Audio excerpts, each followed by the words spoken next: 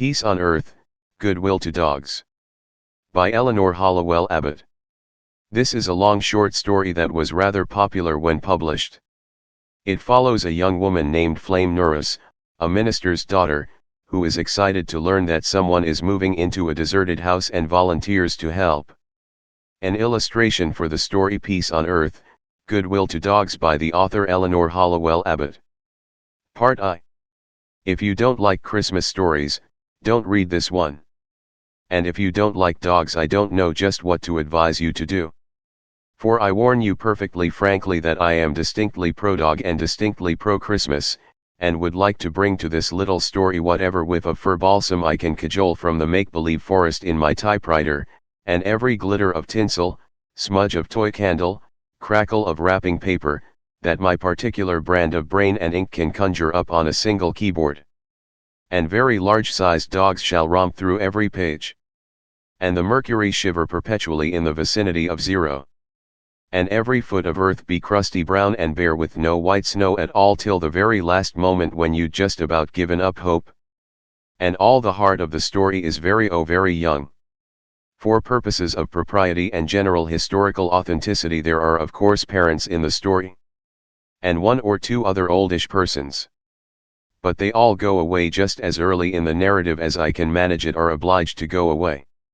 Yet lest you find in this general combination of circumstances some sinister thread of audacity, let me conventionalize the story at once by opening it at that most conventional of all conventional Christmas story hours, the twilight of Christmas Eve.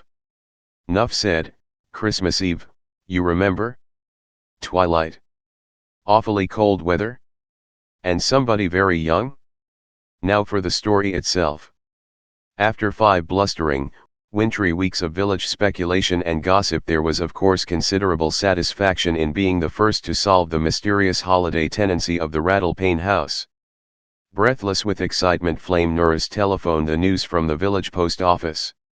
From a pedestal of boxes fairly bulging with red-wheeled go-karts, one keen young elbow rammed for balance into a gay glassy shelf of stick candy, 4 green tissue garlands tickling across her cheek, she sped the message to her mother. "Oh mother funny," triumphed Flame. "I've found out who's Christmasing at the Rattle-Pane house. It's a red-haired setter dog with one black ear. And he's sitting at the front gate this moment, superintending the unpacking of the furniture van. And I've named him Lopsy." "Why, Flame, how absurd," gasped her mother. In consideration of the fact that Flame's mother had run all the way from the icy-footed chicken yard to answer the telephone, it shows distinctly what stuff she was made of that she gasped nothing else. And that Flame herself retelephoned within the half hour to acknowledge her 5 absurdities shows equally distinctly what stuff she was made of. It was from the summit of a crate of holly wreaths that she telephoned this time. "Oh mother funny," apologized Flame, "you were perfectly right. No lone dog in the world could possibly manage a great spooky place like the Rattle-Pane house.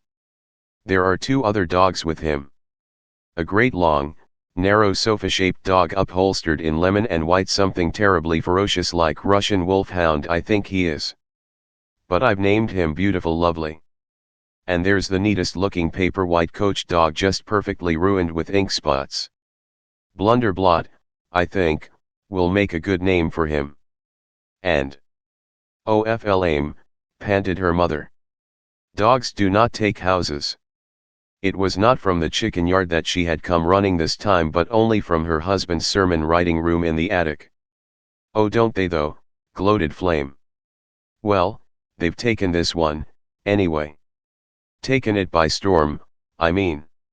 Scratched all the green paint off the front door. Torn a hole big as a cavern in the barberry hedge. Pushed the sundial through a bulkhead. If it snows tonight the cellar'll be a glacier. And dogs do not take houses," persisted Flame's mother. She was still persisting it indeed when she returned to her husband's study. Her husband, it seemed, had not noticed her absence. Still poring over the tomes and commentaries incidental to the preparation of his next Sunday's sermon, his fine face glowed half frown, half ecstasy, in the December twilight, while close at his elbow all unnoticed a smoking kerosene lamp went smudging its acrid path to the ceiling. Dusky lock for dusky lock, dreamy eye for dreamy eye, smoking lamp for smoking lamp. It might have been a short-haired replica of Flame herself. Oh, if Flame had only been set like the maternal side of the house, reasoned Flame's mother. Or merely dreamy like her father. Her father, being only dreamy, could sometimes be diverted from his dreams. But to be set and dreamy both? Absolutely set on being absolutely dreamy? That was Flame. With renewed tenacity, Flame's mother reverted to truth as truth. Dogs do not take houses, she affirmed with unmistakable emphasis. Eh? What? Jumped her husband. Dogs? Dogs? Who said anything about dogs? With a fretted pucker between his brows, he bent to his work again. You interrupted me, he reproached her. My sermon is about hellfire. I had all but smelled it. It was very disagreeable. With a gesture of impatience, he snatched up his notes and tore them in two.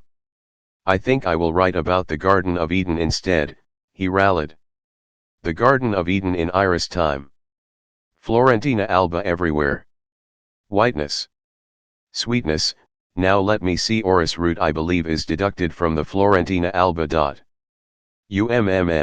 Sniffed Flame's mother. With an impulse purely practical, she started for the kitchen. The season happens to be Christmas time, she suggested bluntly. Now if you could see your way to make a sermon that smelled like donuts and plum pudding. Donuts? Queried her husband and hurried after her. Supplementing the far, remote glory of God expression in his face, the glory of donuts shone suddenly very warmly. Flame at least did not have to be reminded about the seasons. Oh mother, telephoned Flame almost at once, it's so much nearer Christmas than it was half an hour ago. Are you sure everything will keep? All those big packages that came yesterday? That humpy one especially? Don't you think you ought to peep? Or poke? Just the tiniest little peep or poke. It would be a shame if anything spoiled. A turkey or a fur coat or anything. I am making donuts, confided her mother with the faintest possible taint of asperity. Oh, conceded Flame. And father's watching them. Then I'll hurry. Mother, deprecated the excited young voice. You are always so horridly right. Lopsy and Beautiful Lovely and Blunderblot are not Christmasing all alone in the Rattlepane house. There is a man with them. Don't tell father, he's so nervous about men. A man, stammered her mother. Oh, I hope not a young man. Where did he come from? Oh, I don't think he came at all, confided Flame. It was Flame who was perplexed this time. He looks to me more like a person who had always been there. Like something, I mean, that the dogs found in the attic. Quite crumpled he is. And with a red waistcoat, a butler perhaps, a sort of a second-hand butler? Oh mother, I wish we had a butler. Flame, interrupted her mother quite abruptly. Where are you doing all this telephoning from? I only gave you 18 cents and it was to buy cereal with. Cereal, considered Flame. Oh, that's all right, she glowed suddenly. I paid cash for the telephoning and charged the cereal. With a swallow faintly guttural, Flame's mother hung up the receiver. Dogs do not have butlers, she persisted unshakenly. She was perfectly right. They did not, it seemed. No one was quicker than Flame to acknowledge a mistake. Before 5 o'clock Flame had added a telephone item to the cereal bill. Oh mother, questioned Flame. The little red sweater and tam that I have on, would they be all right, do you think, for me to make a call in?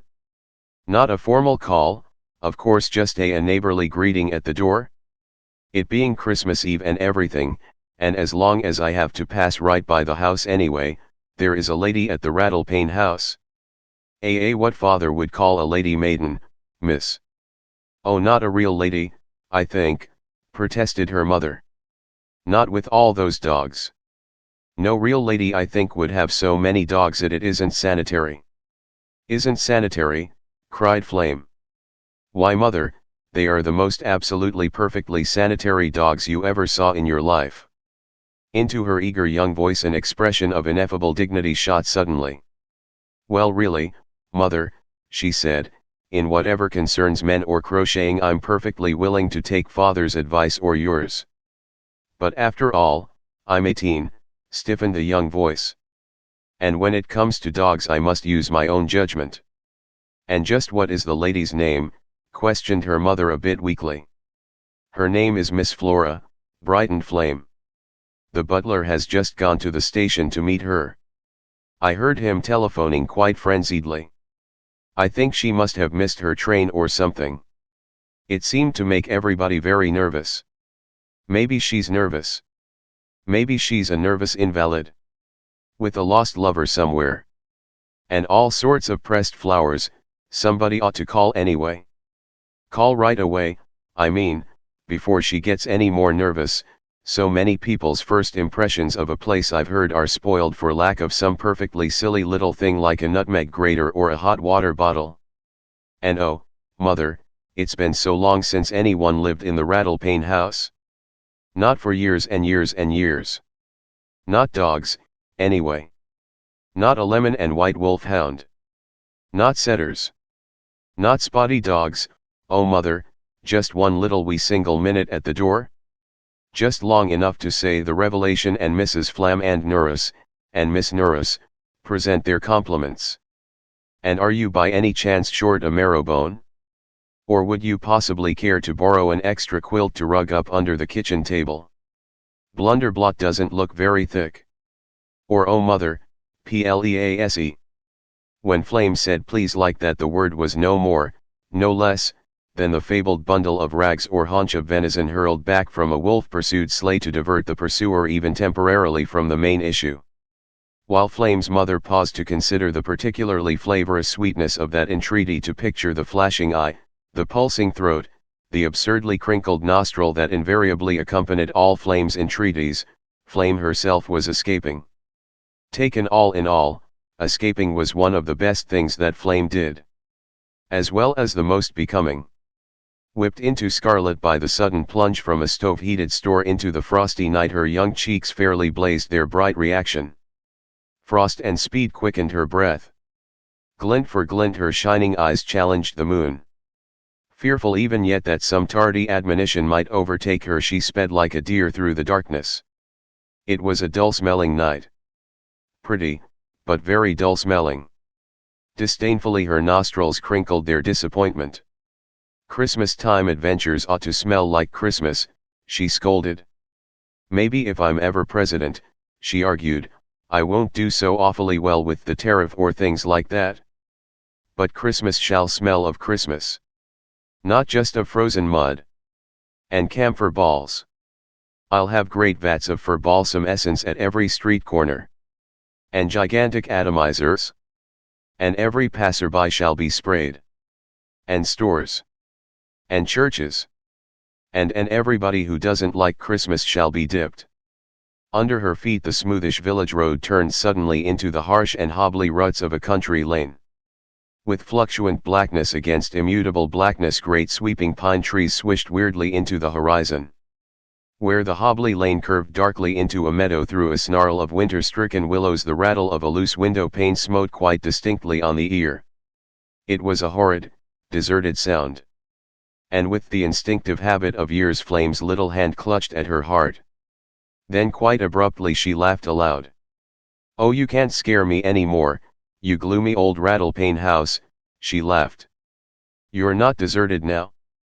People are Christmasing in you. Whether you like it or not, you're being Christmased." Very tentatively she puckered her lips to a whistle. Almost instantly from the darkness ahead a dog's bark rang out, deep, sonorous, faintly suspicious. With a little chuckle of joy she crawled through the barberry hedge and emerged for a single instant only at her full height before three furry shapes came hurtling out of the darkness and toppled her over backwards. "Stop, beautiful lovely," she gasped. "Stop, Lopsy. Behave yourself, Blunderblat. Sillies. Don't you know I'm the lady that was talking to you this morning through the picket fence? Don't you know I'm the lady that fed you the box of cereal? Oh dear, oh dear, oh dear," she struggled. I knew, of course, that there were 3 dogs, but whoever in the world would have guessed that 3 could be so many. As expeditiously as possible she picked herself up and bolted for the house, with 2 furry shapes leaping largely on either side of her and one cold nose sniffing interrogatively at her heels. Her heart was very light, her pulses jumping with excitement, an occasional furry head doming into the palm of her hand warmed the whole bleak night with its sense of mute companionship. But the back of her heels felt certainly very queer. Even the warm yellow lights of the Rattle-Pane house did not altogether dispel her uneasiness. Maybe I'd better not plan to make my call so very informal, she decided suddenly. Not at a house where there are quite so many dogs. Not at a house where there is a butler, anyway. Crowding and pushing and yelping and fawning around her, it was the dogs who announced her ultimate arrival. Like a drift of snow, the huge wolfhound whirled his white shagginess into the vestibule. Shrill as a banging blind, the impetuous coachdog lurched his sleek weight against the door. Sucking at a crack of light, the red setter's kindled nose glowed and snorted with dragon-like ferocity. Without knock or ring, the door handle creaked and turned, 3 ecstatic shapes went hurtling through a yellow glare into the hall beyond, and Flame found herself staring up into the blinking, astonished eyes of the crumpled old man with the red waistcoat. "Gee, good evening, butler," she rallied. "Good evening, miss," stammered the butler. I've come to call," confided Flame. "To call?" stammered the butler. "Yes," conceded Flame. I don't happen to have an engraved card with me." Before the continued imperturbability of the old butler, all subterfuge seemed suddenly quite useless. "I never have had an engraved card," she confided quite abruptly. "But you might tell Miss Flora, if you please." Would nothing crack the butler's imperturbability? Well, maybe she could prove just a little bit imperturbable herself. Oh. Butlers don't tell people things, do they? They always announce things, don't they? Well, kindly announce to Miss Flora that the minister's daughter is at the door. Oh, no. It isn't asking for a subscription or anything, she hastened quite suddenly to explain. It's just a Christian call. Being so nervous and lost on the train and everything, we thought Miss Flora might be glad to know that there were neighbors. We live so near and everything. And can run like the wind. Oh, not mother, of course. She's a bit stout. And father starts all right but usually gets thinking of something else. But I kindly announce to Miss Flora, she repeated with palpable crispness, that the minister's daughter is at the door. Fixedly old, fixedly crumpled, fixedly imperturbable, the butler stepped back a single jerky pace and bowed her towards the parlor. Now, thrilled Flame, the adventure really begins. It certainly was a sad and romantic-looking parlor, and strangely furnished, Flame thought, for even moving times. Through a maze of bulging packing boxes and barrels she picked her way to a faded rose-colored chair that flanked the fireplace. That the chair was already half occupied by a pile of ancient books and 4 dusty garden trowels only served to intensify the general air of gloom. Presiding over all, 2 dreadful bouquets of long-dead grasses flared wanly on the mantelpiece. And from the tattered old landscape paper on the walls Civil War heroes stared regretfully down through pale and tarnished frames. Dear me, shivered Flame. They're not going to Christmas at all, evidently. Not a sprig of holly anywhere. Not a ravel of tinsel. Not a jingle bell. Oh, she must have lost a lot of lovers, thrilled Flame. I can bring her flowers, anyway. My very first paper white narcissus. My dot. With a scrape of the foot the butler made known his return. Miss Flora, he announced. With a catch of her breath Flame jumped to her feet and turned to greet the biggest, ugliest, most brindled, most wizened bulldog she had ever seen in her life. Miss Flora, repeated the old butler succinctly. Miss Flora, gasped Flame. Why, I thought Miss Flora was a lady. Why? Miss Flora is indeed a very grand lady, miss, affirmed the butler without a flicker of expression. Of a pedigree so famous, so distinguished, so Numerically on his fingers he began to count the distinctions. 5 prizes this year. And 3 last. Do you mind the chop, he gloated. The breadth. The depth. Did you never hear of Alliance, he demanded. Them bull-baiting dogs that was invented by the 2nd Duke of York or thereabouts in the year 1406. Oh my glory, thrilled Flame. Is Miss Flora as old as that? Miss Flora, said the old butler with some dignity, is young, hardly 2, in fact so young that she seems to me but just weaned. With her great eyes goggled to a particularly disconcerting sort of scrutiny, Miss Flora sprang suddenly forward to investigate the visitor. As though by a preconcerted signal a chair crashed over in the hall and the wolfhound and the setter and the coach dog came hurtling back in a furiously cordial onslaught. With wags and growls and yelps of joy all 4 dogs met in Flame's lap. They seem to like me, don't they, triumphed Flame. Intermittently through the melee of flapping ears, shoving shoulders, waving paws, her beaming little face proved the absolute sincerity of that triumph. Mother's never let me have any dogs, she confided. Mother thinks they're not. Oh, of course, I realize that 4 dogs is a good many, she hastened diplomatically to concede to a certain sudden droop around the old butler's mouth corners. From his slow, stooping poke of the sulky fire the old butler glanced up with a certain plaintive intentness. All dogs is too many, he affirmed. Come Christmas time I wishes I was dead. Wish you were dead, at Christmas time, cried Flame. Acute shock was in her protest. It's the feedin', sighed the old butler. It ain't that I mind eatin' with them on All Saints' Day or 4th of July or even Sundays. But come Christmas time it seems like I craves to eat with more humans. I got a nephew less 'n 20 miles away. He's got cider in his cellar. And plum puddings. His woman she raises guinea chickens. And mince pies there is. And tasty gravies, but me I mixes dog bread and milk till I can't see nothing, think nothing but mush. And him with cider in his cellar.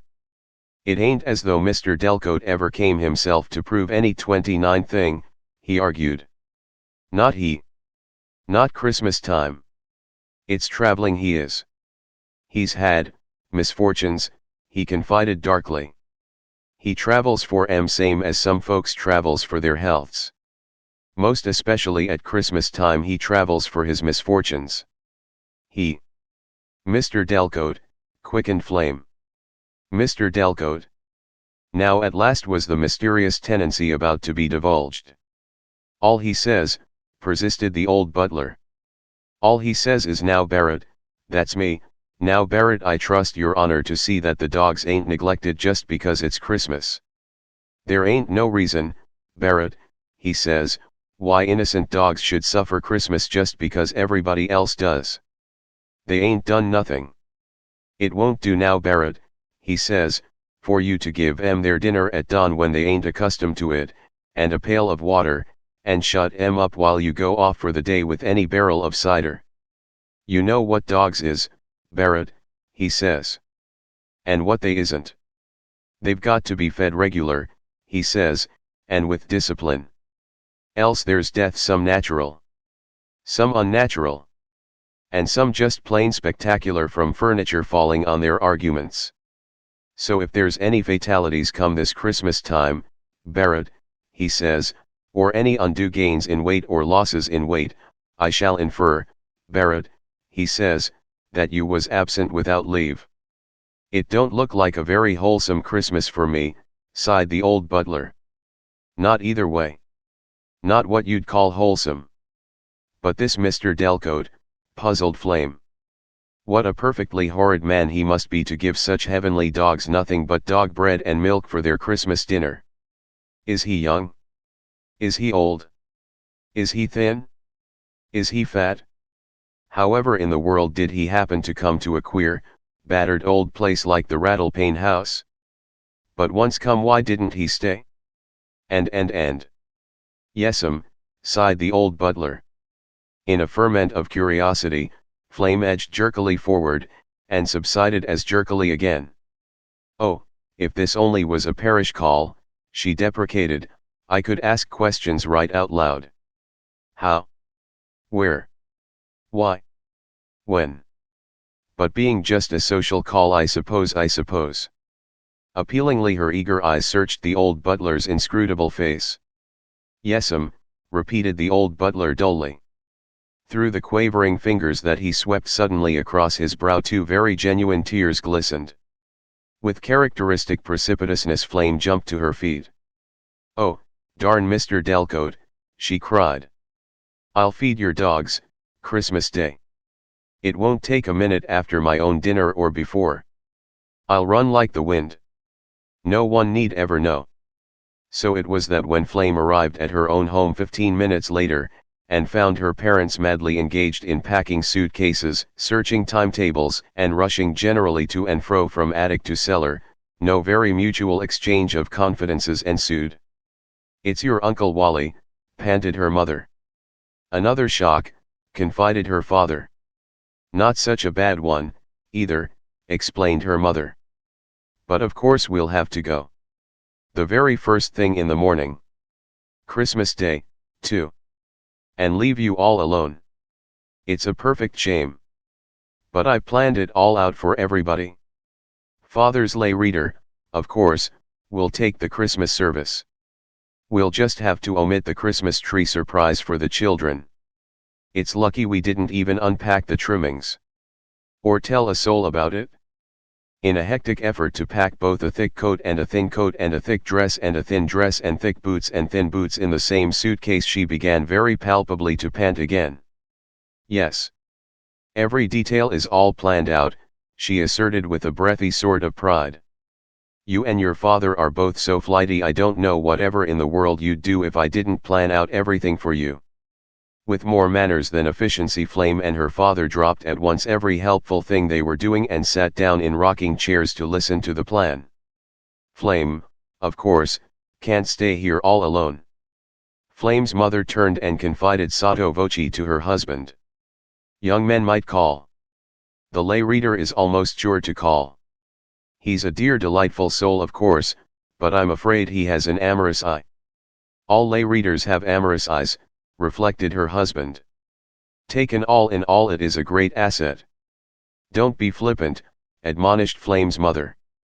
"There are reasons why I prefer that Flame's first offer of marriage should not be from a lay reader." "Why?" brightened Flame. "SSH, cautioned her father. "Very good reasons," repeated her mother. From the conglomerate packing under her hand, a puff of spilled tooth powder whiffed fragrantly into the air.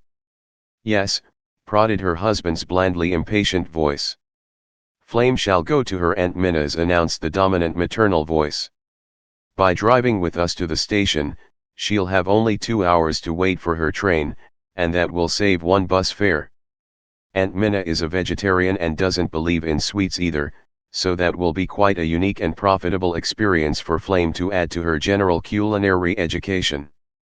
It's a wonderful house. A bit dark, of course.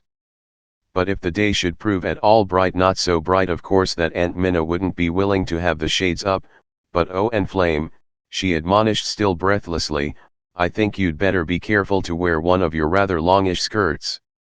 And oh, do be sure to wipe your feet every time you come in. And don't chatter. Whatever you do, don't chatter. Your Aunt Minna, you know, is just a little bit peculiar. But such a worthy woman. So methodical. So." To Flame's inner vision appeared quite suddenly the pale, inscrutable face of the old butler, who asked nothing, answered nothing, welcomed nothing, evaded nothing. "Yes'm," said Flame. But it was a very frankly disconsolate little girl who stole late that night to her father's study, and perched herself high on the arm of his chair with her cheek snuggled close to his. "Of father, funny," whispered Flame, "I've got such a queer little pain." "A pain?" jerked her father. "Oh dear me. Where is it? Go and find your mother at once." "Mother," frowned Flame. "Oh, it isn't that kind of a pain, it's in my Christmas. I've got such a sad little pain in my Christmas." "Oh dear me," sighed her father. Like two people most precipitously smitten with shyness, they sat for a moment staring blankly around the room at every conceivable object except each other. Then quite suddenly they looked back at each other and smiled. "Father," said Flame. "You're not of course a very old man. But still you are pretty old, aren't you? You've seen a whole lot of Christ masses, I mean." "Yes," conceded her father. From the great clumsy rolling collar of her blanket wrapper Flame's little face loomed suddenly very pink and earnest. "But father," urged Flame. "Did you ever in your whole life spend a Christmas just exactly the way you wanted to? Honest to Santa Claus now, did you ever?" Why, no," admitted her father after a second's hesitation. "Why no, I don't believe I ever did." Quite frankly, between his brows there puckered, "I agree with you, utterly, father." "Funny," said Flame. "But, father," she persisted, "of all the people you know in the world, millions would it be?" "No, call it thousands," corrected her father. "Well, thousands," accepted Flame. "Old people, young people, fat people, skinnies, cross people, jolly people.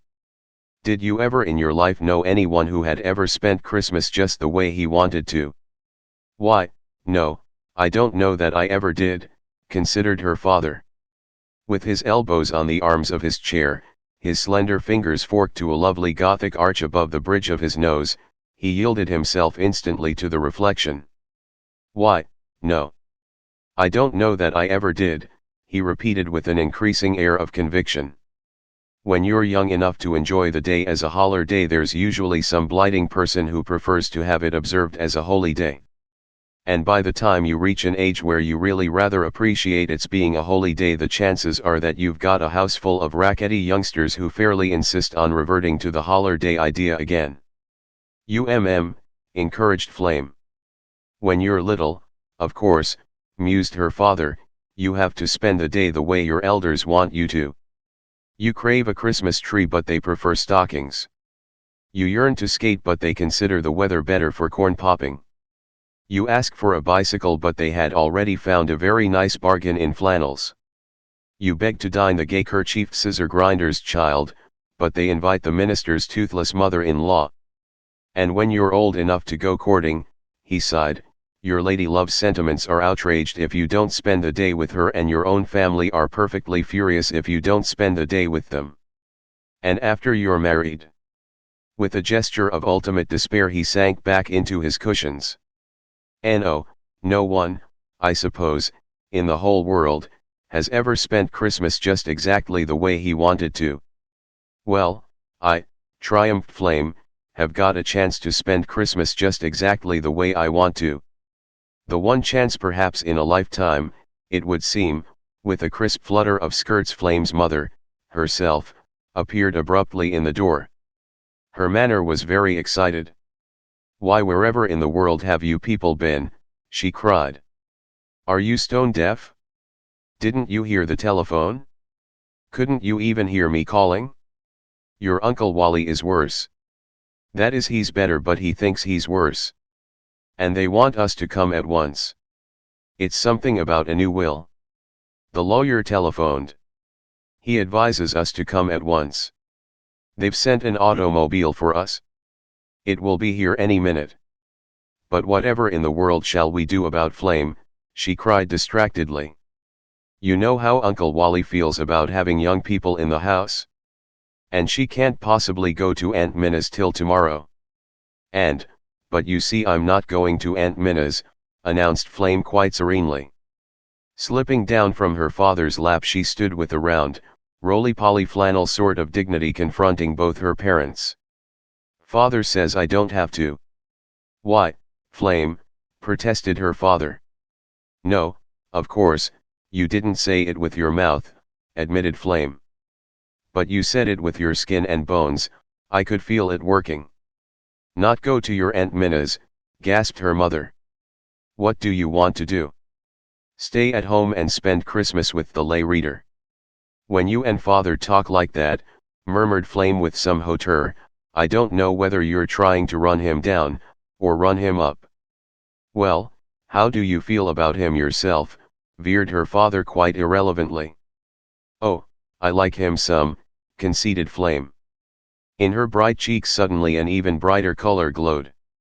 I like him when he leaves out the litany, she said.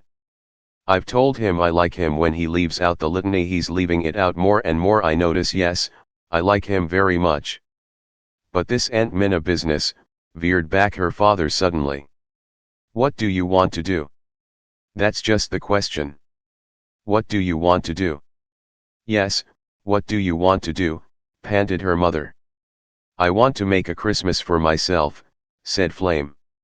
Oh, of course, I know perfectly well, she agreed, that I could go to a dozen places in the parish and be crybabied over for my presumable loneliness.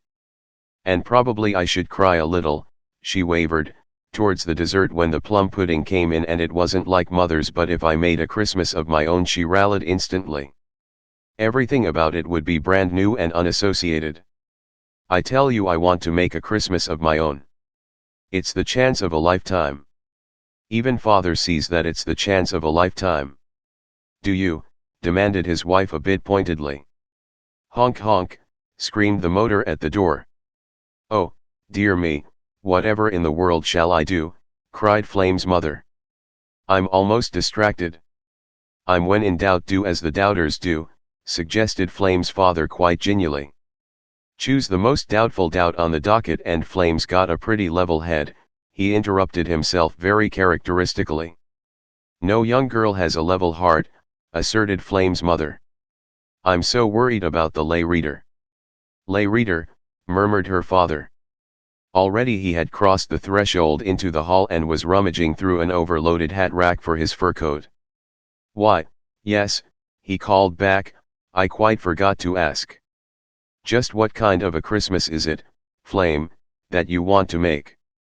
With unprecedented accuracy he turned at the moment to force his wife's arms into the sleeves of her own fur coat. Twice Flame rolled up her cuffs and 50 rolled them down again before she answered.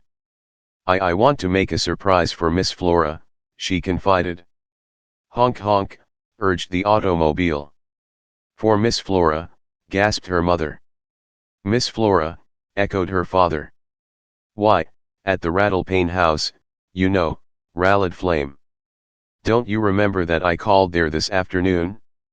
It looked rather lonely there, I think I could fix it. Honk honk honk, implored the automobile. But who is this Miss Flora? Cried her mother. I never heard anything so ridiculous in my life. How do we know she's respectable? Oh, my dear, deprecated Flame's 51 father. Just as though the owners of the Rattle-Pane house would rent it to anyone who wasn't respectable.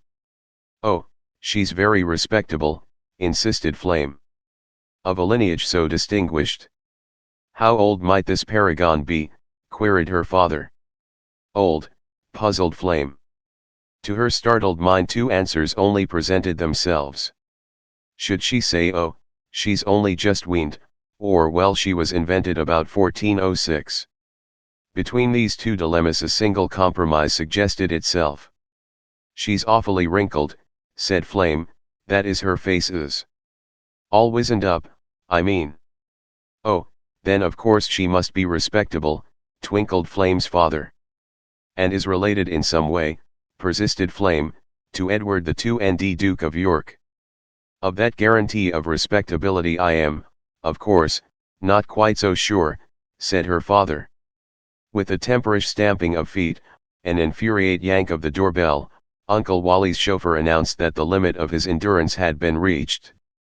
Blankly Flame's mother stared at Flame's father. Blankly Flame's father returned the stare. Oh, please, implored Flame. Her face was crinkled like fine crepe. Smooth out your nose, ordered her mother. On the verge of capitulation the same familiar fear assailed her. Will you promise not to see the lay reader? She bargained. Yes'm, said Flame. Part 2. It's a dull person who doesn't wake up Christmas morning with a curiously ticklish sense of tinsel in the pit of his stomach, a sort of a shine. A kind of a pain. Glisten and tears, pang of the years. That's Christmas. So much was born on Christmas Day. So much has died. So much is yet to come. Balsam scented, with the pulse of bells, how the senses sing. Memories that wouldn't have batted an eye for all the Gabriel trumpets in eternity leaping to life at the sound of a twopenny horn. Merry folk who were with us once and are no more. Dream folk who have never been with us yet but will be sometime. Ache of old carols. Zest of newfangled games. Flavor of puddings. Shine of silver and glass. The pleasant frosty smell of the expressman. The gift beautiful. The gift dutiful. The gift that didn't come. Hi-oh. Manger and toy shop miracle and mirth. Glisten and tears. Laugh at the years. That's Christmas. Flame Nora certainly was willing to laugh at the years. 18 usually is. Waking at dawn, two single thoughts consumed her: the lay reader, and the humpiest of the express packages downstairs. The lay reader's name was Bertrand. Bertrand the lay reader, Flame always called him. The rest of the parish called him Mr. Laurello. It was the thought of Bertrand the lay reader that made Flame laugh the most. As long as I promised most faithfully not to see him, she laughed, how can I possibly go to church? For the first Christmas in my life, she laughed, I won't have to go to church. With this obligation so cheerfully cancelled, the exploration of the humpiest express package loomed definitely as the next task on the horizon.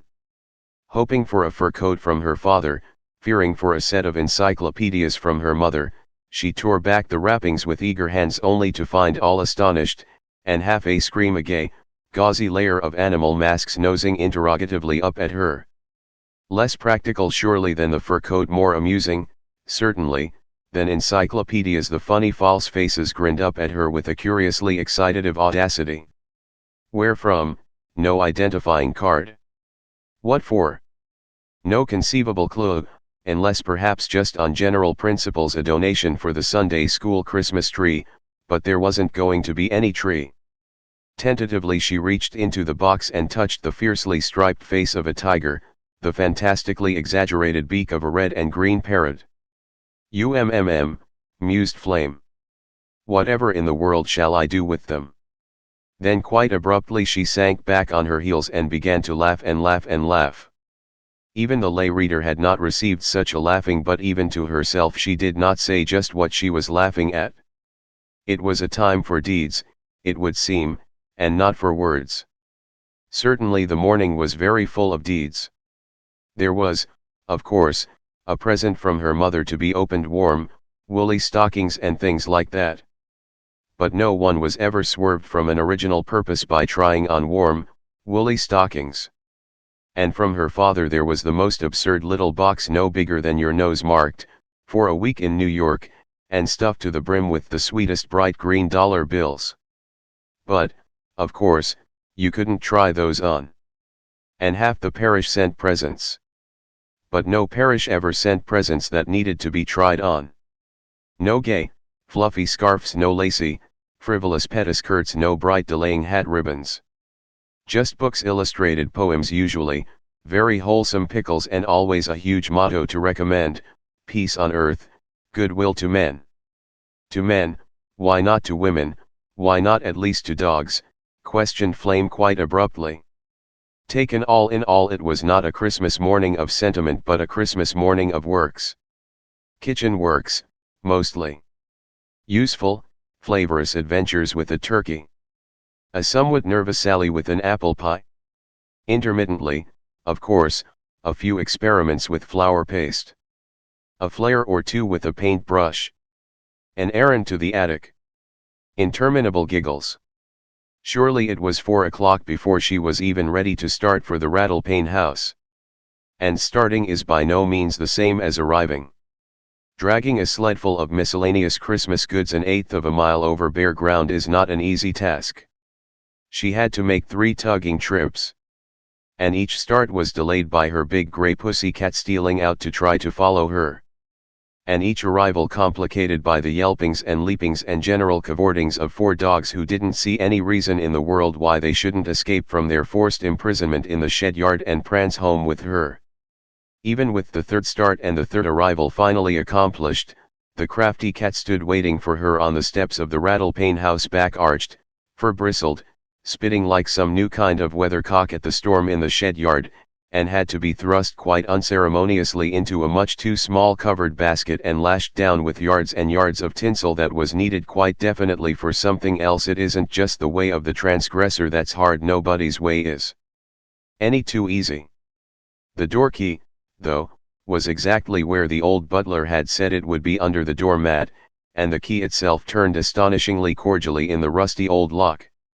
Never in her whole little life having owned a door key to her own house, it seemed quite an adventure in itself to be walking thus possessively through an unfamiliar hall into an absolutely unknown kitchen, and goodness knew what on either side and beyond. Perfectly simply too, as the old butler had promised, the 4 dog dishes, heaping to the brim, loomed in prim line upon the kitchen table waiting for distribution. Sniffed Flame. Nothing but mush. Mush, all over the world today, I suppose, while their masters are feasting at other people's houses on puddings and cigarettes. How the poor darlings must suffer. Locked in sheds. Tied in yards. Stuffed down cellar.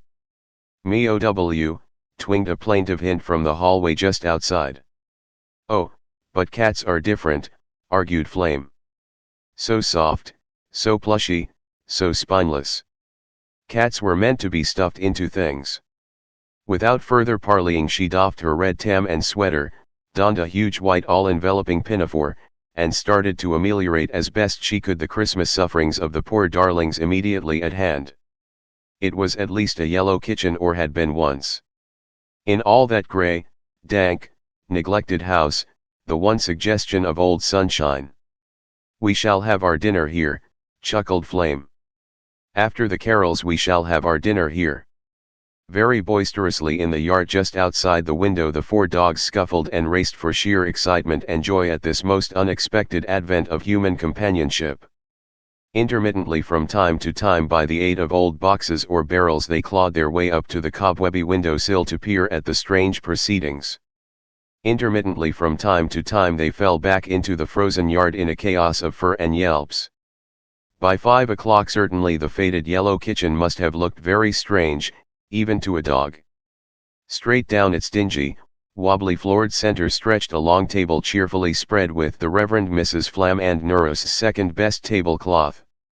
Quaint high-backed chairs dragged in from the shadowy parlor circled the table. A pleasant china plate gleamed like a hand-painted moon before each chair. At one end of the table loomed a big brown turkey, at the other, the appropriate vegetables. Pies, cakes, and donuts interspersed themselves between. Green wreaths streaming with scarlet ribbons hung nonchalantly across every chair top. Tinsel garlands shone on the walls. In the doorway reared a hastily constructed mimicry of a railroad crossing sign. An illustration for Peace on Earth, Goodwill to Dogs by Eleanor Hollowell Abbott. Directly opposite and conspicuously placed above the rusty stovepipe stretched the parish's gift motto, duly readjusted. Peace on Earth, Goodwill to Dogs. Fatuously silly, admitted Flame even to herself. But yet it does add something to the gaiety of rations. Stepping aside for a single thrilling moment to study the full effect of her handiwork, the first psychological puzzle of her life smote sharply across her senses. Namely, that you never really get the whole fun out of anything unless you are absolutely alone, but the very first instant you find yourself absolutely alone with a really good time, you begin to twist and turn and hunt about for somebody very special to share it with you. The only very special person that Flame could think of was Bertrand the lay reader. All a blush with the sheer mental surprise of it, she fled to the shed door to summon the dogs. Maybe even the dogs won't come, she reasoned hectically. Maybe nothing will come. Maybe that's always the way things happen when you get your own way about something else. Like a blast from the Arctic, the Christmas twilight swept in on her. It crisped her cheeks, crinkled her hair, turned her spine to a wisp of tinsel. All outdoors seemed suddenly creaking with frost. All indoors, with unknownness. Come, beautiful lovely, she implored. Come, Lopsy. Miss Flora. Come, Blunderblot. But there was really no need of entreaty. A turn of the doorknob would have brought them. Leaping, loping, four abreast, they came plunging like so many north winds to their party. Streak of snow, glow of fire, frozen mud, sunspot, yelping mouth, slapping tailed. Backs bristling. Legs stiffening. Wolfhound, setter, bulldog, Dalmatian, each according to his kind, hurtling, crowding. Oh, dear me, struggled Flame. Maybe a carol would calm them. To a certain extent a carol surely did. The haircloth parlor of the Rattle-Pane house would have calmed anything. And the mouse smell of the old piano fairly jerked the dogs to its senile old ivory keyboard. Cocking their ears to its quavering treble notes, snorting their nostrils through its gritty guttural basses, they watched Flame's facile fingers sweep from sound to sound. Oh, what a glorious lark, quivered Flame. What a lonely glorious lark. Timidly at first, but with an increasing abandon, half laughter and half tears, the clear young soprano voice took up its playful paraphrase. God rest you merry animals. Let nothing you dismay. Caroled Flame. 4.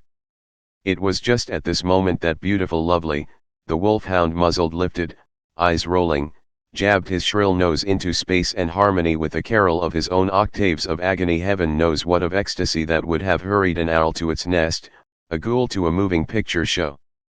Wow wow wow, caroled beautiful Lovely. www.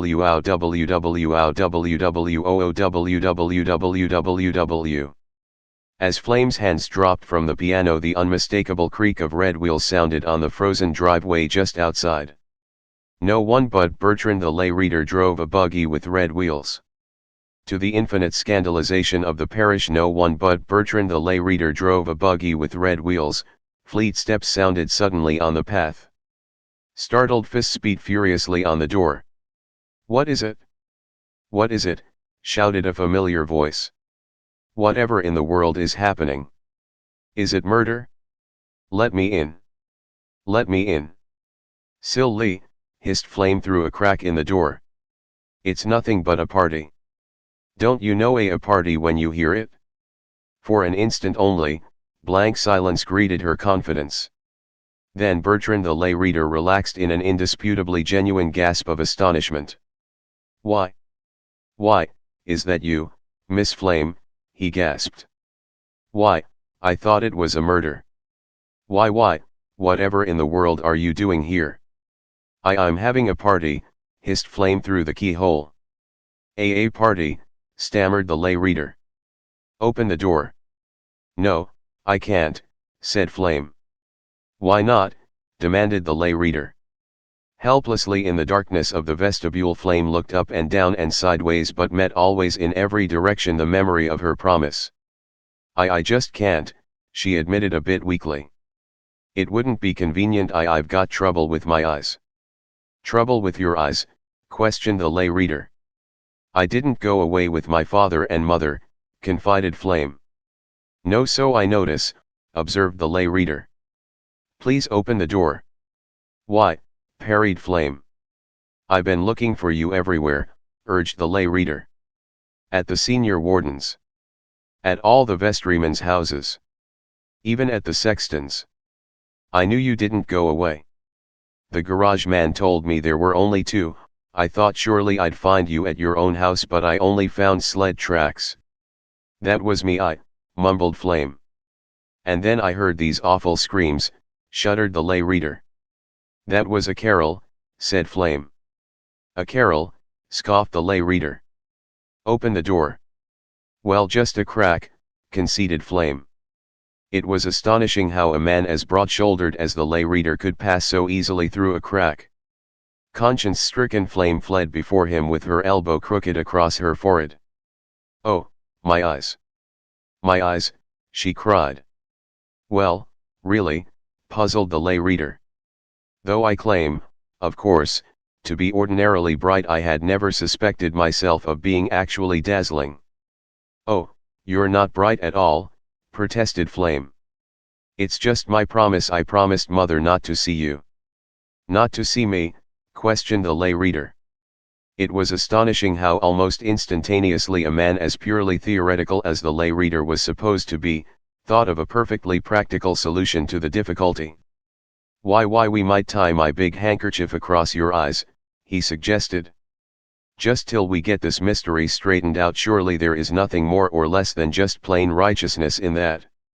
What a splendid idea, capitulated Flame.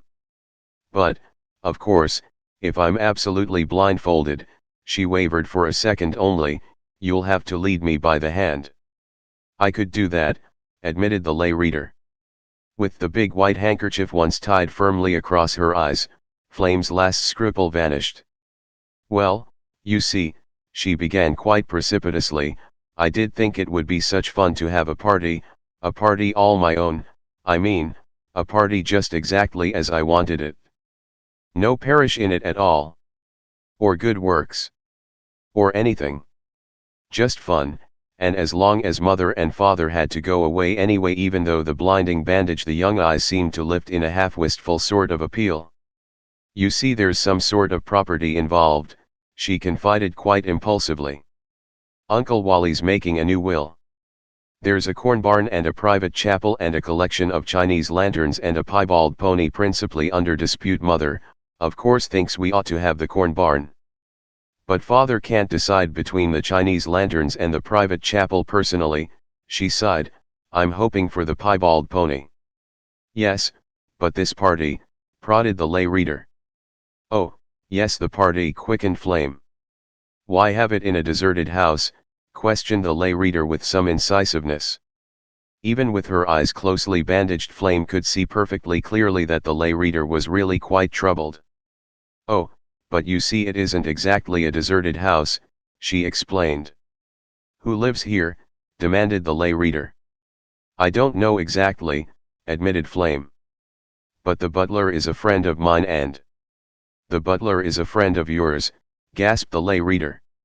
Already, if Flame could only have seen it, his head was cocked with sudden intentness towards the parlor door. There is certainly something very strange about all this, he whispered a bit hectically. I could almost have sworn that I heard a faint scuffle, the horrid sound of a person strangling. Strangling, giggled Flame. Oh, that is just the sound of Miss Flora's girlish glee. If she'd only be content to chew the corner of the piano cover. But when she insists on inhaling it, too. Miss Flora, gasped the lay reader. Is this a madhouse? Miss Flora is a dog, confided Flame a bit coolly. I neglected, it seems, to state that this is a dog party that I'm having. Dogs, winced the lay reader. Will they bite? Only if you don't trust them, confided Flame. But it's so hard to trust a dog that will bite you if you don't trust him, frowned the lay reader. It makes such a sort of a vicious circle, as it were. Vicious circe, mused Flame, a bit absent-mindedly. No, I don't think it's nice at all to call Miss Flora a vicious circe.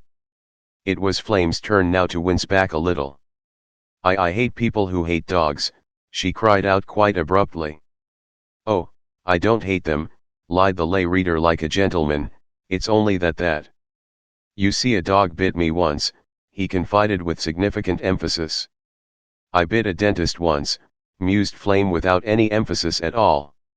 Oh, but I say, Miss Flame, deprecated the lay reader. That's different. When a dog bites you, you know, there's always more or less question whether he was mad or not.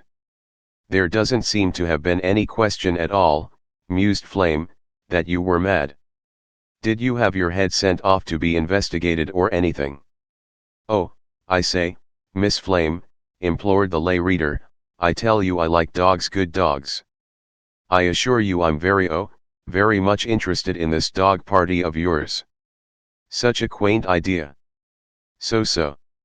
If I could be of any possible assistance, he implored. Maybe you could be, relaxed Flame ever so faintly. But if you're really coming to my party, she stiffened again, you've got to behave like my party. Why, of course I'll behave like your party, laughed the lay reader. There is a problem, admitted Flame. 5 problems, to be perfectly accurate 4 dogs, and a cat in the woodshed. And a cat in the woodshed, echoed the lay reader quite idiotically. The table is set, affirmed Flame. The places, all ready, but I don't know how to get the dogs into their chairs, they run around so. They yelp. They jump, they haven't had a mouthful to eat, you see, since last night, this time, and when they once see the turkey I'm afraid they'll stampede it. Turkey, quizzed the lay reader who had dined that day on corned beef. Oh, of course, mush was what they were intended to have, admitted Flame. Piles and piles of mush. Extra piles and piles of mush I should judge because it was Christmas Day. But don't you think mush does seem a bit dull, she questioned appealingly. For Christmas Day? Oh, I did think a turkey would taste so good. It certainly would, conceded the lay reader. So if you'd help me, wheedled Flame, it would be well worth staying blindfolded for. For, of course, I shall have to stay blindfolded.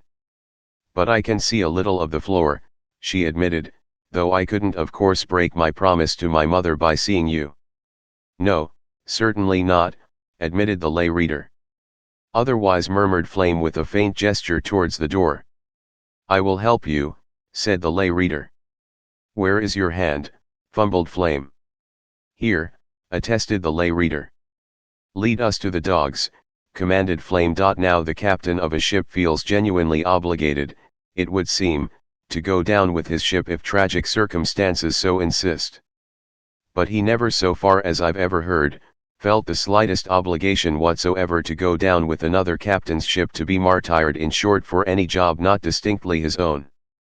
So Bertrand Laurello, who for the cause he served, wouldn't have hesitated an instant probably, to be torn by Hindu lions, devoured by South Sea cannibals, fallen upon by a chapel spire, trampled to death even at a church rummage sale, saw no conceivable reason at the moment for being eaten by dogs at a purely social function.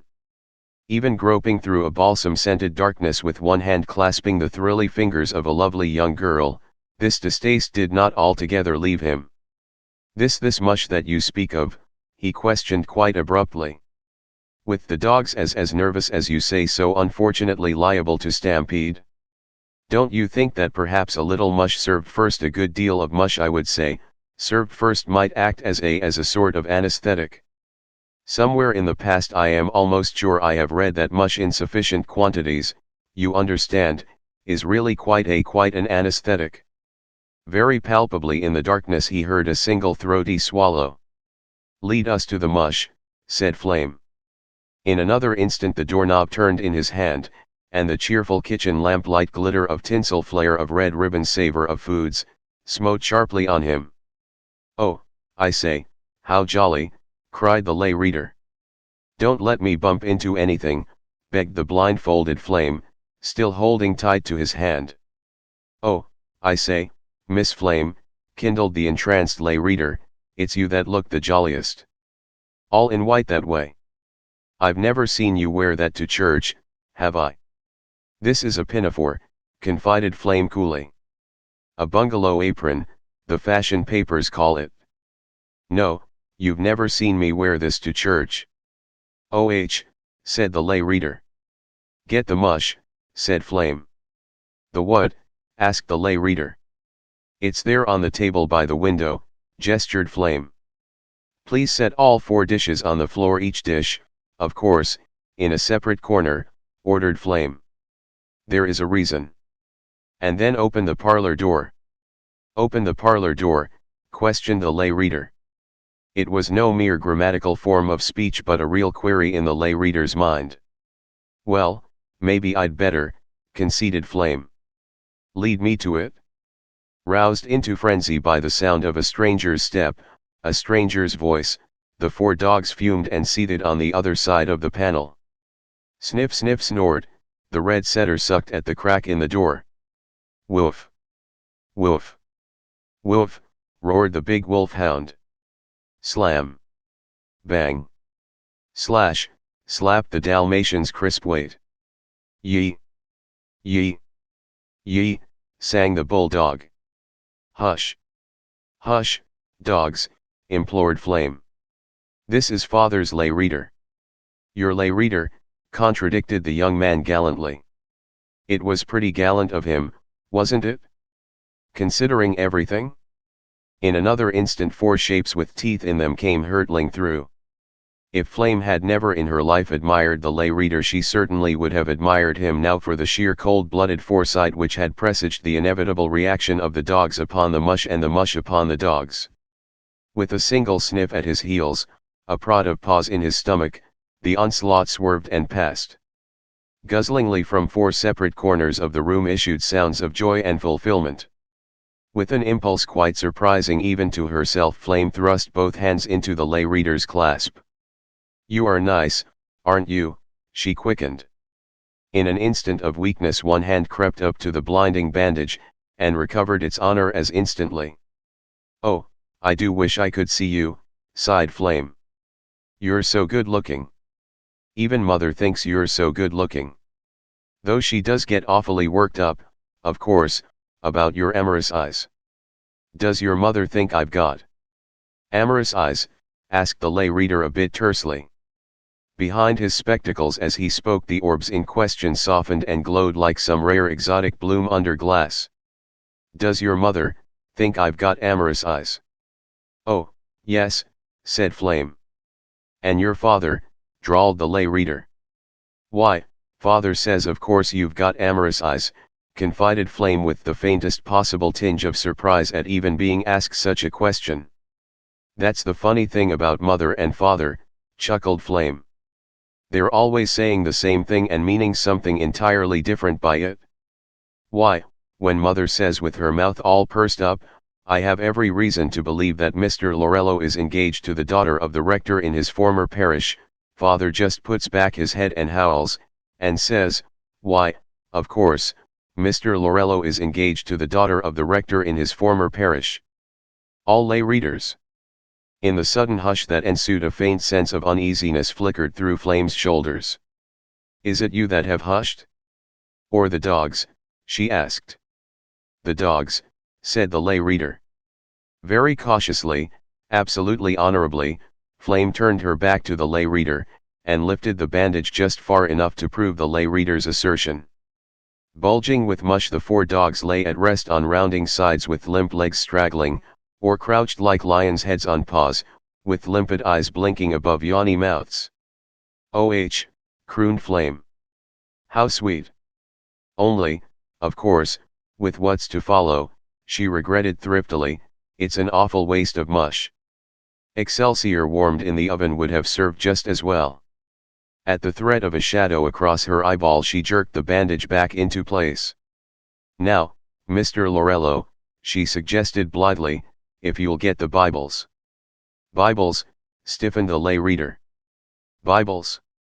Why, really, Miss Flame, I couldn't countenance any sort of mock service. Even just for quaintness, even for Christmas quaintness." "Mock service?" puzzled Flame. "Bibles? Oh, I don't want you to preach out of 'em," she hastened perfectly amiably to explain. "All I want them for is to plump up the chairs. The seats you see are too low for the dogs." "Oh, I suppose dictionaries would do," she compromised reluctantly. "Only dictionaries are always so scarce." Obediently the lay reader raked the parlor bookcases for plump-upable books. With real dexterity he built chemistries on sermons and ancient poems on cookbooks till the desired heights were reached. For a single minute more Flame took another peep at the table. "Set a chair for yourself directly opposite me," she ordered. For sheer hilarious satisfaction her feet began to dance and her hands to clap. "And whenever I really feel obliged to look," she sparkled, "you'll just have to leave the table, that's all. And now." Appraisingly her muffled eye swept the shining vista. "Perfect," she triumphed. "Perfect." Then quite abruptly the eager mouth wilted. "Why? Why, I've forgotten the carving knife and fork," she cried out in real distress. "Oh, how stupid of me." Arduously, but without avail, she searched through all the drawers and cupboards of the rattle-pane kitchen. A single alternative occurred to her. "You'll have to go over to my house and get them, Mr. Laurello," she said. "Were you ever in my kitchen? Or my pantry?" "No," admitted the lay reader. "Well, you'll have to climb in through the window some way," worried Flame. "I've mislaid my key somewhere here among all these dishes and boxes. And the pantry," she explained very explicitly, "is the third door on the right as you enter. You'll see a chest of drawers. Open the second of 'em. Or maybe you'd better look through all of them. Only please, please hurry." Imploringly the little head lifted. "If I hurry enough," said the lay reader quite impulsively, "may I have a kiss when I get back?" "A kiss?" hooted Flame. In the curve of her cheek a dimple opened suddenly. "Well, maybe," said Flame. As though the word were wings, the lay reader snatched his hat and sped out into the night. It was astonishing how all the warm housey air seemed to rush out with him, and all the shivery frost rush back. A little bit listlessly Flame dragged down the bandage from her eyes. "It must be the creaks on the stairs that make it so awfully lonely all of a sudden," argued Flame. "It must be because the dogs snore so. No mere man could make it so empty."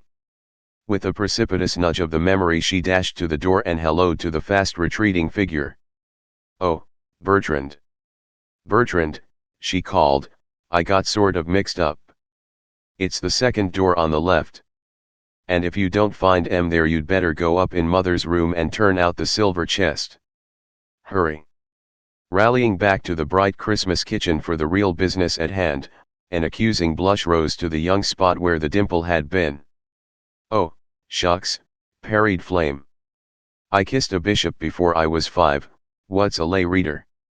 As one humanely willing to condone the future as well as the past, she rolled up her white sleeves without further introspection, and dragged out from the protecting shadow of the sink the humpiest box which had so excited her emotions at home in an earlier hour of the day. Cracklingly under her eager fingers the clumsy cover slid off, exposing once more to her enraptured gaze the gay-colored muslin layer of animal masks leering fatuously up at her. Only with her hand across her mouth did she keep from crying out. Very swiftly her glance traveled from the grinning muslin faces before her to the solemn fur faces on the other side of the room. The hand across her mouth tightened. "Why, it's something like creation," she giggled. "This having to decide which face to give to which animal."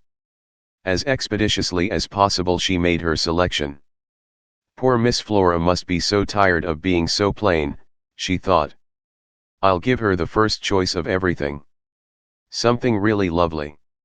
It can't help resting her." With this kind idea in mind she selected for Miss Flora a canary's face softly yellow, bland as treacle, its swelling, tender muslin throat fairly reeking with the suggestion of innocent song.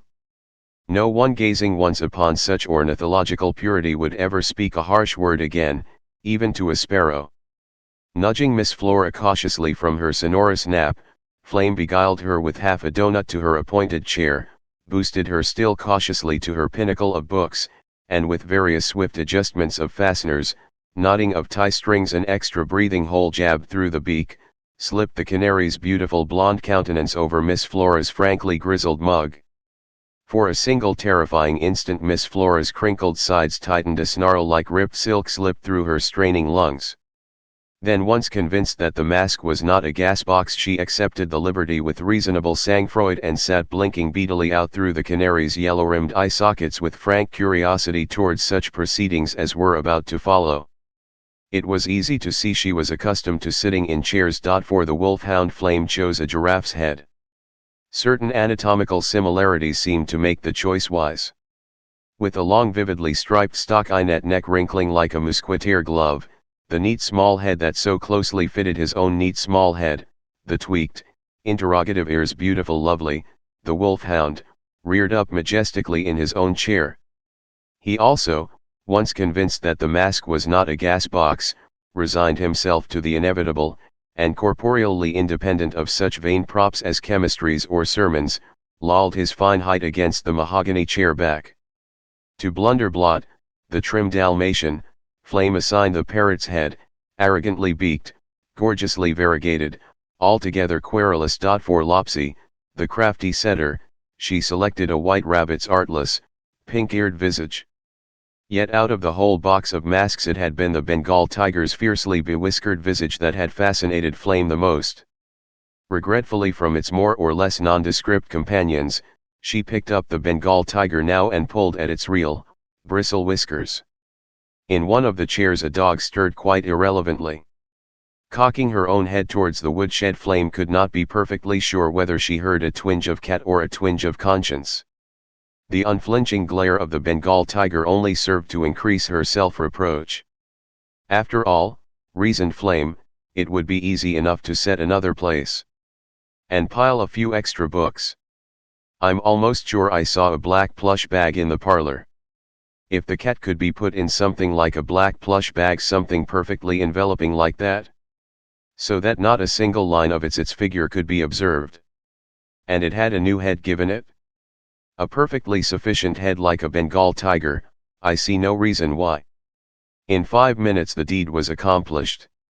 Its lovely sinuous figure reduced to the stolid contour of a black plush work bag, its small uneasy head thrust into the roomy muslin cranium of the Bengal tiger, the astonished cat found herself slumping soggily on a great teetering pile of books, staring down as best she might through the Bengal tiger's ear at the weirdest assemblage of animals which any domestic cat of her acquaintance had ever been forced to contemplate.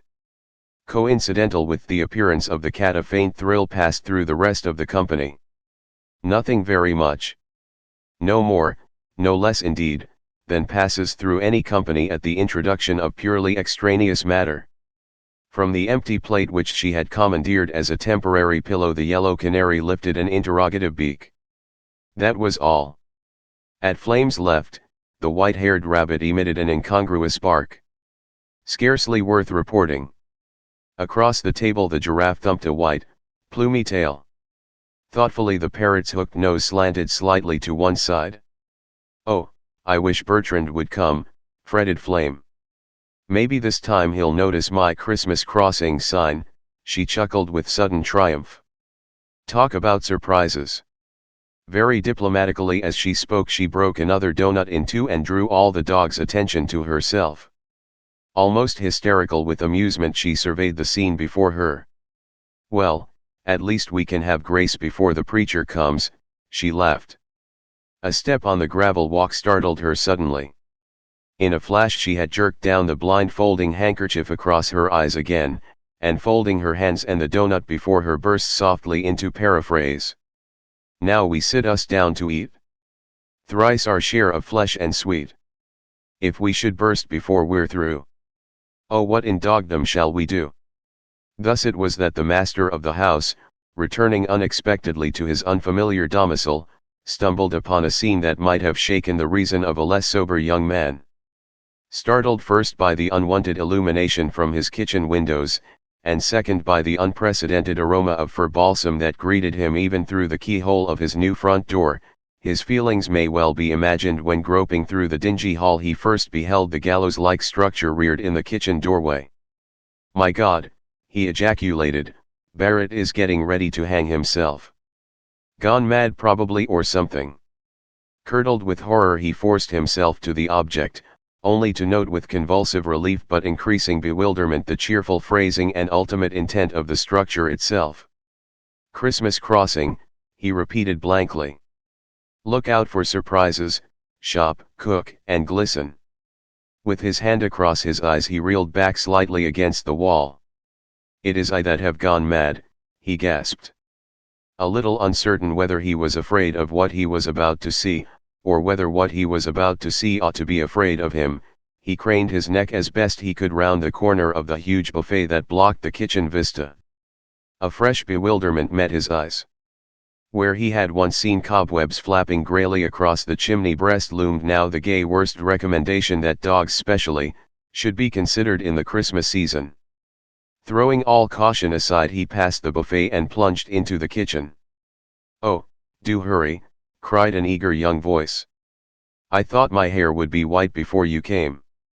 Like a man paralyzed he stopped short in his tracks to stare at the scene before him.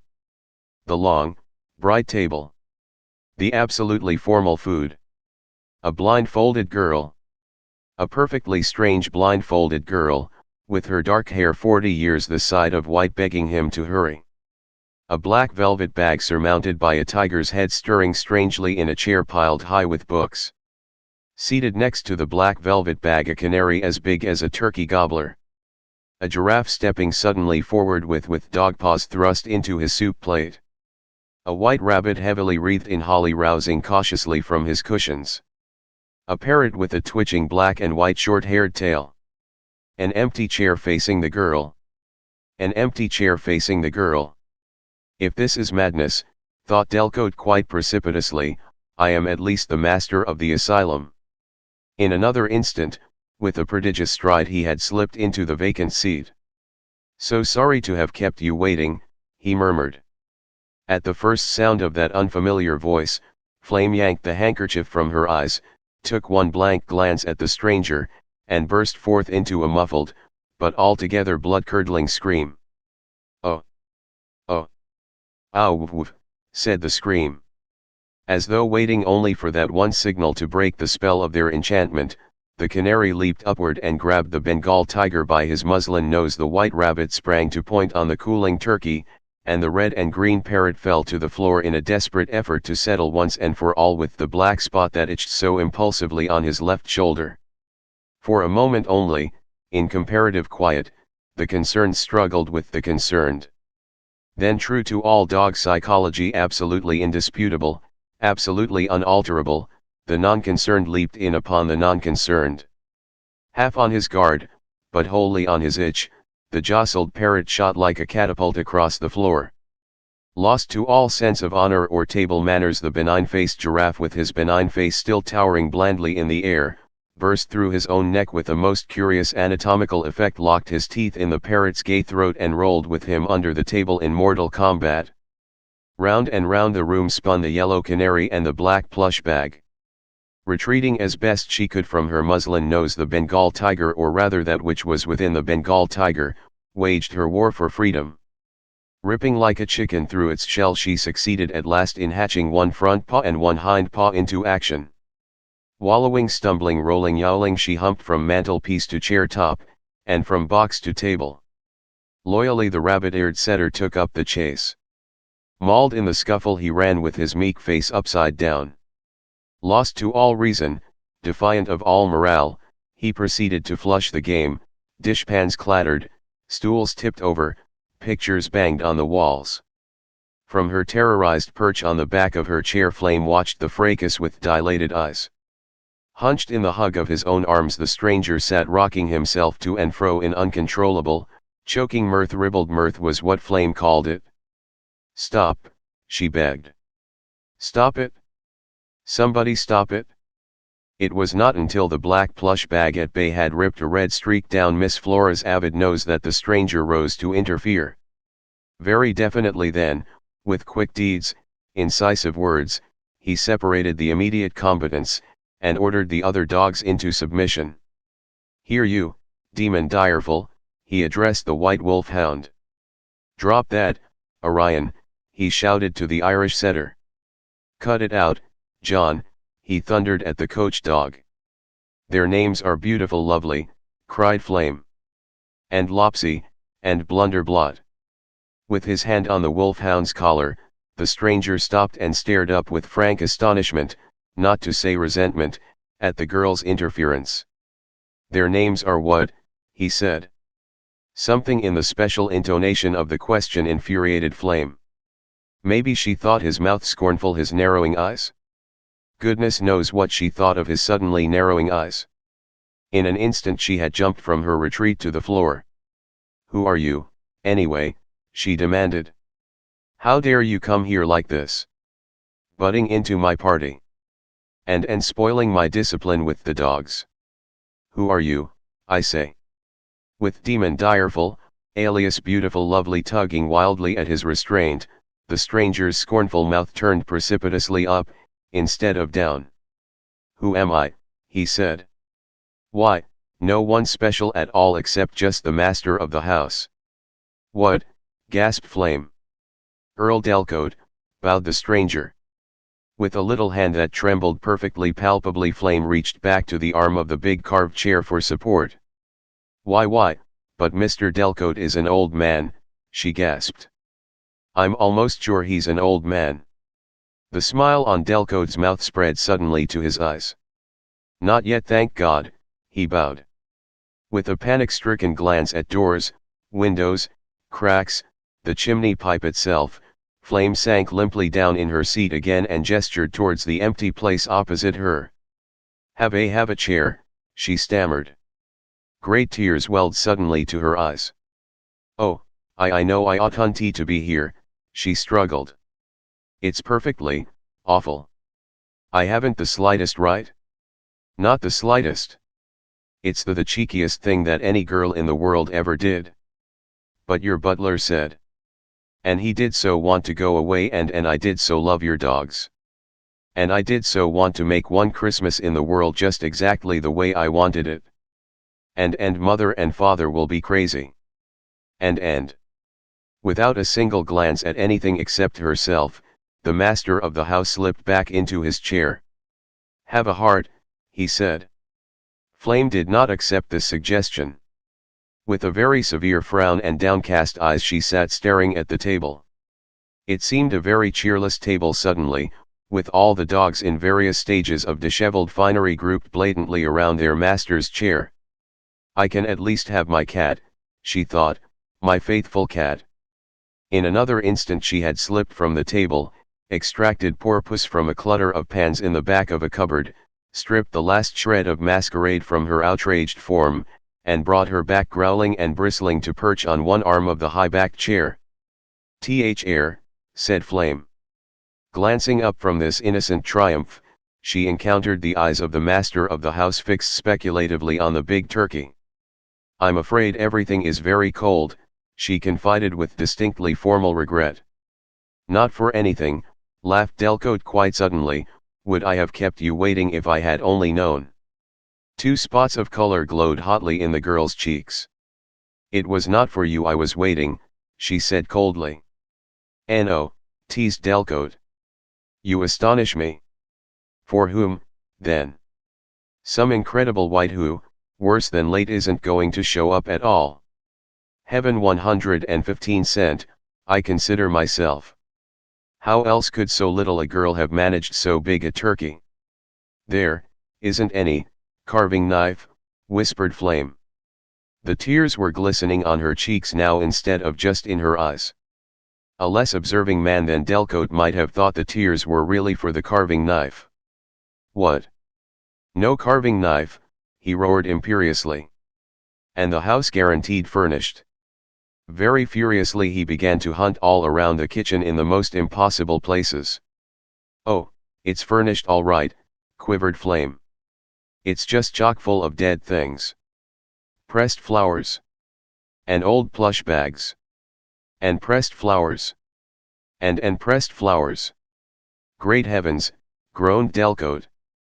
"And I came here to forget dead things." Your butler said you'd had misfortunes," murmured Flame. "Misfortunes," rallied Delcote. "I should think I had. In a single year I've lost health, money, most everything I own in the world except my man and my dogs." "They're good dogs," testified Flame. "And the doctors sent me here for 6 months, persisted Delcote, "before he'll even hear of my plunging into things again." 6 months is a good long time," said Flame. "If you'd turn the hems we could make yellow curtains for the parlor in no time at all." "We," stammered Delcote. Mother," said Flame. "It's a long time since any dogs lived in the Rattlepane house." "Rattlebrain house," bridled Delcote. "Rattlepane house," corrected Flame. A little bit worriedly Delcote returned to his seat. "I shall have to rend the turkey, instead of carve it," he said. "Rend it," acquiesced Flame. In the midst of the rending a dark frown appeared between Delcote's eyes. These guests that you were expecting?" he questioned. "Oh, stop," cried Flame. "Dreadful as I am, I never would have dreamed of inviting guests." "This guest then," frowned Delcote. "Was he? Oh, You mean Bertrand? 118 flushed Flame. Oh, truly, I didn't invite him. He just butted in, same as you. Same as I, stammered Delcote. Well, floundered Flame. Well, you know what I mean. And with peculiar intentness the master of the house fixed his eyes on the knotted white handkerchief which Flame had thrown across the corner of her chair. And is this Bertrand person so dazzling, he questioned, that human eye may not look safely upon his countenance? Bertrand, dazzling, protested Flame. Oh, no. He's really quite dull. It was only, she explained with sudden friendliness, it was only that I had promised Mother not to see him. So, of course, when he butted in relaxed the master of the house. With a precipitous flippancy of manners which did not conform at all to the somewhat tragic austerity of his face, he snatched up his knife and fork and thumped joyously on the table with the handles of them. And some people talk about a country village being dull in the winter time, he chuckled. With a dog's masquerade and a robbery at the rectory all happening the same evening. Grabbing her cat in her arms, Flame jerked her chair back from the table. A robbery at the rectory, she gasped. Why, I'm the rectory. I must go home at once. Oh, shucks, shrugged the master of the house. It's all over now. But the people at the railroad station were certainly buzzing about it as I came through. Be buzzing about it, articulated Flame with some difficulty. Expeditiously the master of the house resumed his rending of the turkey. Are you really from the rectory? He questioned. How amusing. Well, there's nothing really you could do about it now. The constable and his prisoner are already on their way to the county seat, wherever that may be. And a freshly burgled house is rather a creepy place for a young girl to return to all alone. Your parents are away, I believe. Constable, babbled Flame quite idiotically. Yes, the regular constable was off Christmasing somewhere it seems, so he put a substitute on his job, a stranger from somewhere. Some substitute that? No mulling over hot toddies on Christmas night for him. He saw the marauder crawling in through the rectory window. He saw him fumbling now to the left, now to the right, all through the front hall. He followed him up the stairs to a closet where the silver was evidently kept. He caught the man red-handed as it were.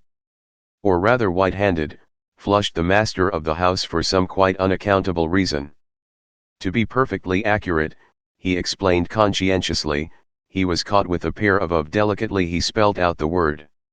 With a pair of corsets rolled up in his hand. But inside the roll it seemed there was a solid silver very elaborate carving set which the parish had recently presented. The wretch was just unrolling it them, when he was caught.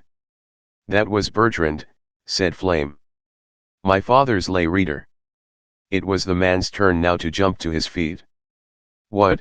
He cried. I sent him for the carving knife, said Flame. What? Repeated the man. Consternation versus hilarity went racing suddenly like a cat and dog combat across his eyes. Yes, said Flame. From the outside door the sound of furious knocking occurred suddenly. That sounds to me like parents knocking, shivered Flame.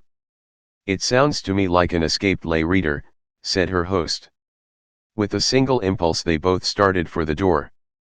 Don't worry, little girl, whispered the young stranger in the dark hall. I'll try not to, quivered Flame. They were both right, it seemed. It was parents and the lay reader. All three breathless, all three excited, all three reproachful, they swept into the warm, balsam-scented Rattle-Pane house with a gust of frost, a threat of disaster. Flame, sighed her father. Flame, scolded her mother. Flame, implored the lay reader. What a pretty name, beamed the master of the house. Pray be seated, everybody, he gestured graciously to left and right, shoving one dog expeditiously under the table with his foot, while he yanked another out of a chair with his least gesticulating hand. This is certainly a very great pleasure, I assure you, he affirmed distinctly to Miss Flam and Norris. Returning quite unexpectedly to my new house this lonely Christmas evening, he explained very definitely to the Reverend Flam and Norris, I can't express to you what it means to me to find this pleasant gathering of neighbors waiting here to welcome me. And when I think of the effort you must have made to get here, Mr. Bertrand, he beamed. A young man of all your obligations and complications. Pleasant, gathering of neighbors, questioned Mrs. Norris with some emotion. Oh, I forgot, deprecated the master of the house with real concern. Your Christmas season is not, of course, as inherently pleasant as one might wish. I was told at the railroad station how you and Mr. Norris had been called away by the illness of a relative. We were called away, confided Mrs. Norris with increasing asperity, called away at considerable inconvenience by a very sick relative to receive the present of a piebald pony. Oh, goody, quickened Flame and collapsed again under the weight of her mother's glance. And then came this terrible telephone message, shuddered her mother. The implied dishonor of one of your father's most trusted associates. I was right in the midst of such an interesting book, deplored her father. And Uncle Wally wouldn't lend it? So we borrowed Uncle Wally's new automobile and started right for home, explained her mother. It was at the junction that we made connections with the constable and his prisoner. His victim, intercepted the lay reader coldly. At this interception everybody turned suddenly and looked at the lay reader. His mouth was twisted very slightly to one side. It gave him a rather unpleasant snarling expression. If this expression had been vocal instead of muscular it would have shocked his hearers.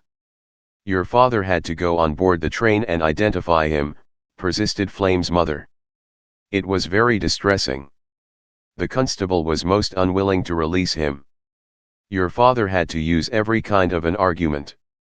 Every kind, mused her father. He doesn't even deny being in the house, continued her mother, being in my closet, being caught with with a silver carving knife and fork in his hand, intercepted the lay reader hastily. Yet all the time he persists, frowned Flame's mother, that there is someone in the world who can give a perfectly good explanation if only he won't even say he or she but it, if only it would. Something in the stricken expression of her daughter's face brought a sudden flicker of suspicion to the mother's eyes.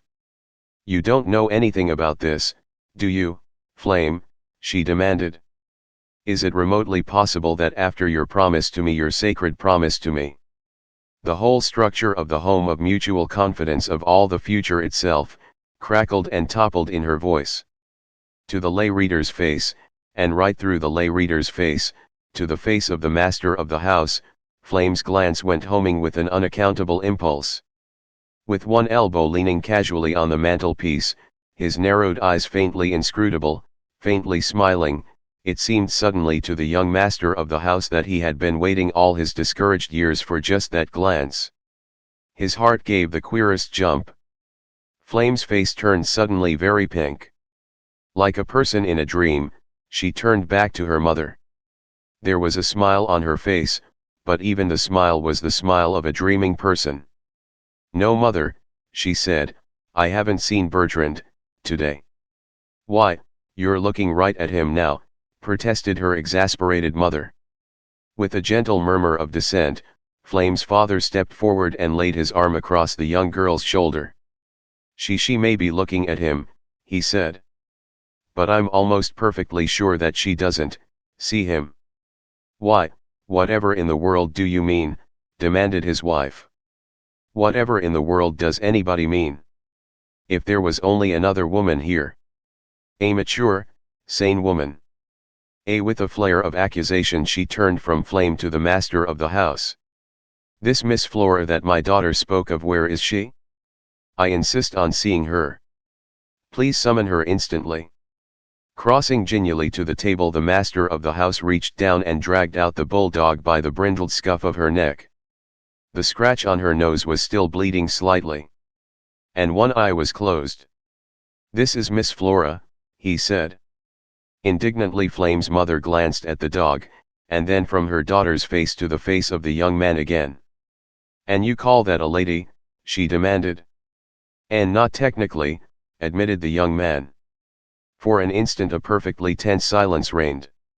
Then from under a shadowy basket the cat crept out, shining, sinuous, with extended paw, and began to pat a sprig of holly cautiously along the floor.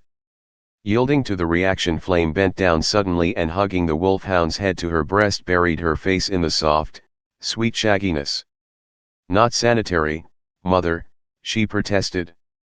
"Why, they're as sanitary as violets." As though dreaming he were late to church and had forgotten his vestments, Flame's father reached out nervously and draped a great string of ground pine stole-like about his neck. "We all," broke in the master of the house quite irrelevantly, "seem to have experienced a slight twinge of irritability the past few minutes. Hunger, I've no doubt.